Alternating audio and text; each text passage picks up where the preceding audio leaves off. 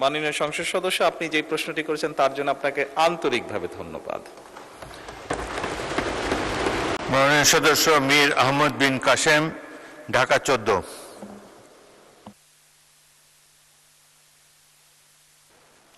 মাননীয় স্পিকার, আপনাকে ধন্যবাদ।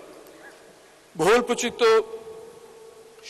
পত্রিকায় আমরা জানতে পেরেছি মাননীয় প্রধানমন্ত্রী সরকার দলীয় মহিলা এমপিদেরকে বিরোধী দলীয় সংসদ সদস্যদের এলাকায় উন্নয়ন তদারকি করার দায়িত্ব দিয়েছেন।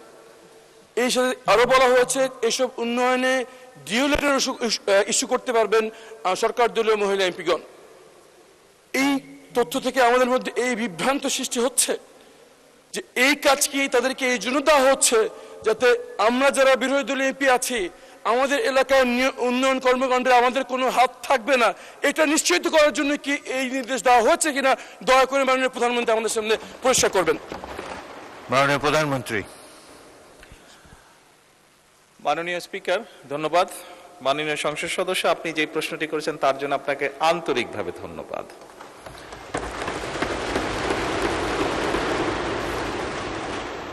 আপনি বোধহয় নিশ্চয়ই জানেন যে আমাদের দল থেকে এবং আপনাদের দল থেকে যে সকল নারী সদস্যকে সংসদ সদস্য হিসেবে নির্বাচিত করা হয়েছে কয়েকদিন আগে, সংবিধানে বা আইনে নির্দিষ্টভাবে তাদের কোনো আসন নেই। আপনার বা আমার যেরকম নির্দিষ্ট আসন আছে সেভাবে নির্দিষ্ট কোনো আসন নেই। খুব স্বাভাবিকভাবেই আমরা আমাদের রাজনৈতিক বা সাংগঠনিক যে কাঠামো তার ভিত্তিতে আমরা তাদেরকে দলীয় অবস্থান থেকে আমরা কিছু জায়গা তাদের জন্য নির্দিষ্ট করেছি তারা কোথায় কাজ করবেন। আপনার নির্বাচনী এলাকায় একজন জনপ্রতিনিধি হিসাবে আপনার সম্পূর্ণ হক আছে যে আপনি আপনার এলাকার নির্বাচন উন্নয়নের ব্যাপারে কিভাবে ভূমিকা রাখতে চান।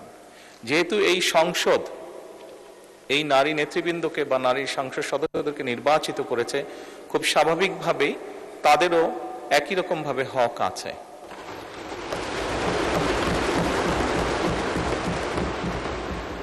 একই রকম ভাবে হক আছে তার এলাকার বা তার এলাকার মানুষের জন্য, এবং খুব স্বাভাবিকভাবেই আমরা যেটি নিয়ম আছে সরকারের সেই নিয়ম অনুযায়ী আমরা এগোচ্ছি। আপনার এলাকার যদি কোনো উন্নয়নের কোনো বিষয় যদি আমার সহযোগিতা করার কিছু থেকে জানাবেন, আমি সরাসরি আপনাকে সহযোগিতার চেষ্টা করব। ধন্যবাদ।